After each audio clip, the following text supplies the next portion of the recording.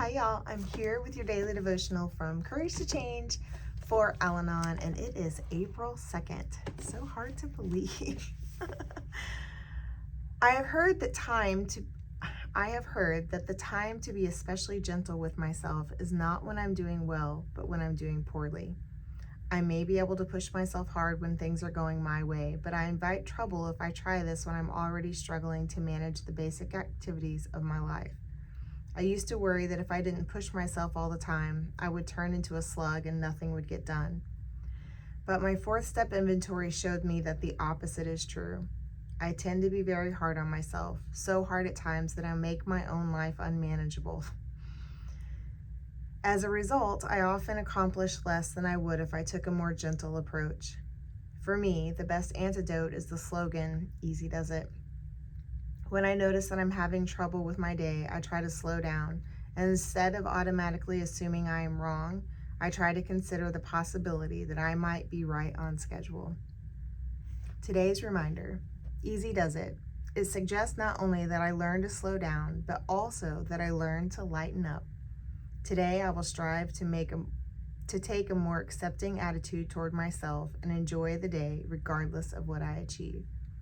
And a quote from This is Al-Anon: "Improving our own attitudes and our own state of mind takes time. Haste and impatience can only defeat our purposes."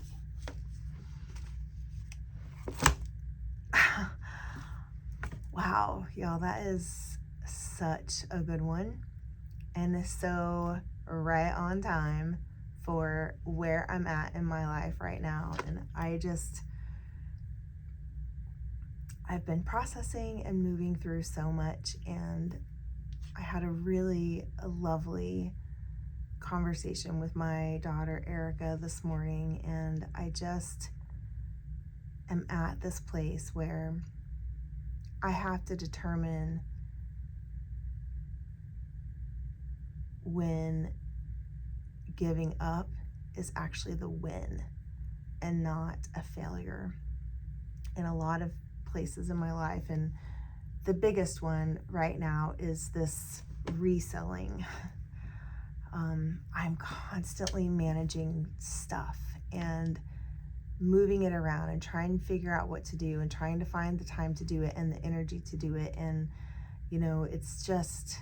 it's taken a lot of energy. It's taken a lot of time. And quite frankly, it's taken up my life for the last year. And I know that in a lot of ways I've used it as a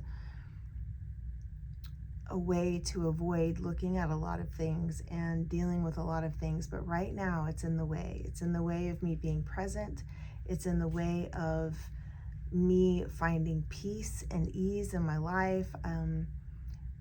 It's something I think about constantly. It's something I worry about constantly. It's something I judge myself for, that I'm not doing it well enough. And, if whoever, what's his name, was here, I wouldn't be struggling this hard. And, it's just coming with a lot of pain in my life. And there are moments that I really enjoy it, and there's aspects of it that I'm really good at, and so that, I think, is the tricky part, because, well, it's like a relationship. It's, Erica and I were talking today, and it's like I can pinpoint the very first moment that I abandoned myself for another person. And there's history of that for me. My fear of abandonment often has led me to abandoning myself. And so if I look at this like a relationship, I am 100% abandoning myself so that I can succeed at this.